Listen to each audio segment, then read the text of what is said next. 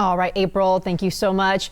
Now to a disturbing discovery out of Canada, where the remains of hundreds of children were found at a former Native American boarding school. Could we find something similar here in the United States? Well, we're hearing from one woman, once a student at a boarding school in Phoenix, that says it's possible. In 1891, the Phoenix Indian School opened its doors under the idea of kill the Indian, save the man. But we spoke to one former student that came to this school that wants to make sure we remember the children that came here for their strength, integrity, and resilience. These are first graders, and this picture was taken in 1951. Rosalie Talahangba is now the curator of the Phoenix Indian School Visitor Center, and at one time a student. When the children came to school here, they couldn't practice their religions. They couldn't speak their languages. And they couldn't wear their traditional clothing. They couldn't even eat their traditional foods. Drastic changes for Native American children, like this little boy. He's come to school in all his regalia, all his fine clothing that his grandmother made. I'm sure that, the shells, maybe he did something. They were handed down from his grandfather, and that's all taken away from him. Any signs of where they came from, gone. In its place, a uniform. Their haircuts are basically the same. The little girls have the bobs, the little boys have those crew cuts. A sacred piece of culture identity for many tribes. The only time you cut your hair is when someone died. So imagine being a little child, coming to school, your hair is cut and everybody's hair is cut, and you're wondering who died. Kill the Indian, save the man, an idea founded by Lieutenant Henry Richard Pratt. And it was his idea that formed the boarding schools themselves, the federal boarding schools. And his idea was kill the Indian, save the man. Look at this. It says when you first started attending school, they guessed how old you were, set your birthday, and gave you an age. Then they'd assign you a Christian name. You come down here and you're Joe Smith.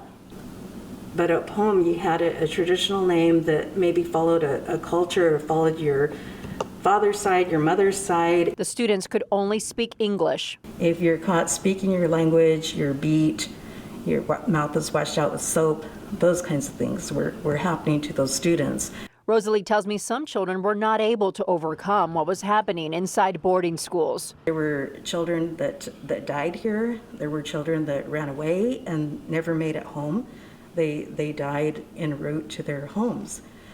There's a real tragic side to the whole Indian boarding school history. A dark past.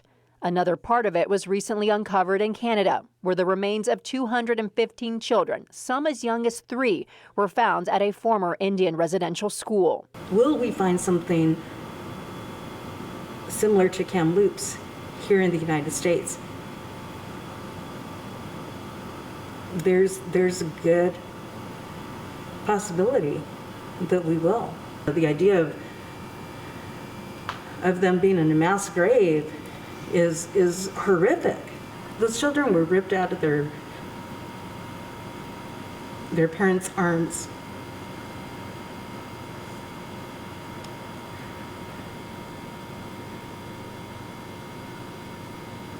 And told they're not good enough. That belief left behind scars Native Americans carry to this day. How do you live with yesterday's trauma in today's society? For Rosalie, it starts by looking back. She saw changes take place inside Phoenix Indian School when she came in the late 1970s. Then came that whole movement of, the American Indian. And it's good to be an Indian, and it's all right to be an Indian. So by the time I came here, we did have various clubs. A much different picture during those years. We have people in their traditional clothing, and we have people not in uniforms anymore. They're not wearing uniforms, and if you're looking, you'll see the boys have long hair also. So those types of things are changing. Rosalie says one thing that didn't change was the education. And it wasn't a matter of, we're going to teach you so you can be a doctor, a lawyer, an engineer, any of those things. We are teaching you to become blue-collar workers, basically. And that really didn't change throughout the school's time.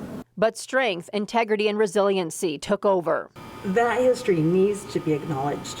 remember and never forget.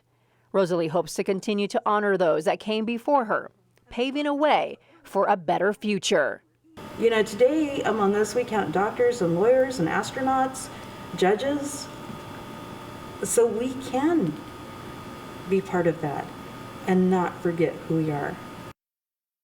The Phoenix Indian School closed in 1990. I did some more digging and found the Native American Boarding School Healing Coalition says more than 350 boarding schools were established across 30 states. Starting in the 1860s, hundreds of thousands of Native American children in the U.S. were removed from their homes and families and placed in those schools. It wasn't until 1978, with the passing of the Indian Child Welfare Act, that parents gained the legal right to deny their children's placement in these boarding schools.